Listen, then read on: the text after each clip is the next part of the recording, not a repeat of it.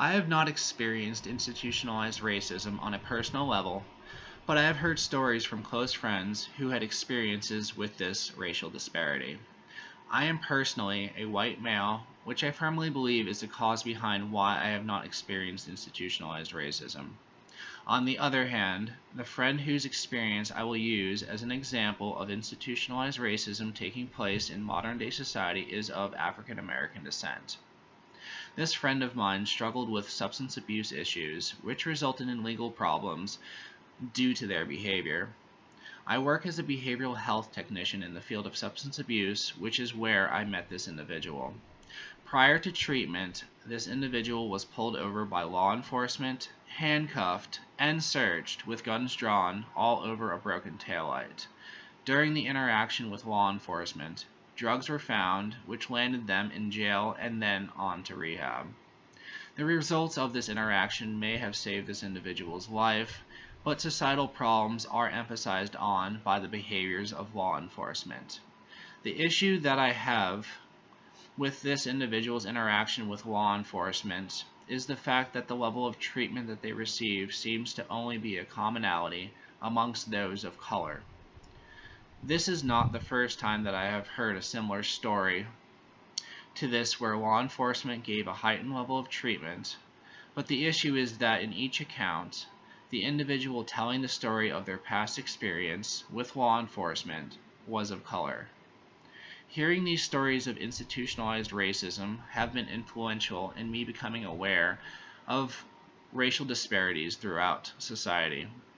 In my opinion, hearing individuals' first-hand accounts with institutionalized racism is much more impactful on me becoming more aware of racial disparities throughout society in comparison to simply reading statistics that state that this is an evident problem. I was in the autonomy stage of development when these experiences of institutionalized racism were shared with me by friends. The autonomy stage is the final stage of development, which is described as having a positive association with one's white racial identity while pursuing social justice through anti-racism. Events that occurred in these experiences that were shared with me positively influenced my perception of the story that was told.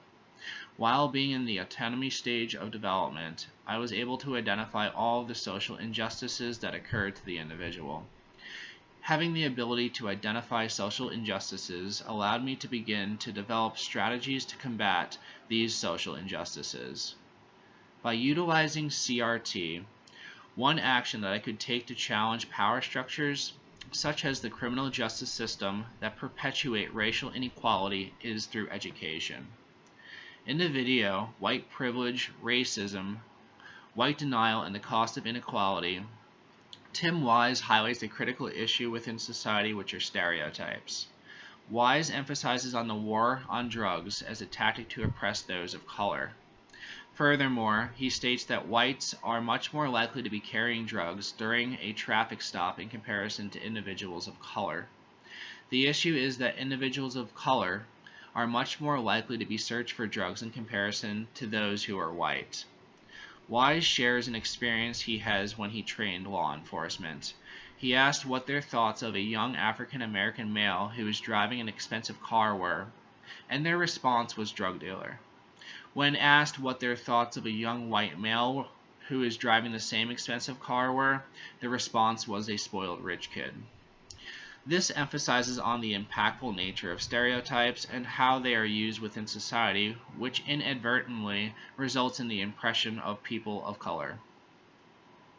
Through education, the inaccuracies of stereotypes may be revealed, thus potentially resulting in the reduction of racial disparities. This experience with institutionalized racism happened recently while in the developmental stage of autonomy, thus emphasizing on why my response would not be different. On the other hand, looking back on my development through earlier stages, my response to hearing stories of institutionalized racism would have been much different. If I would have heard these experiences of institutionalized racism during earlier stages of development, I would have not understood the magnitude of these social injustices. By understanding the magnitude of this social injustice, it highly motivates me to take steps as a professional social worker to combat these racial disparities. Thank you.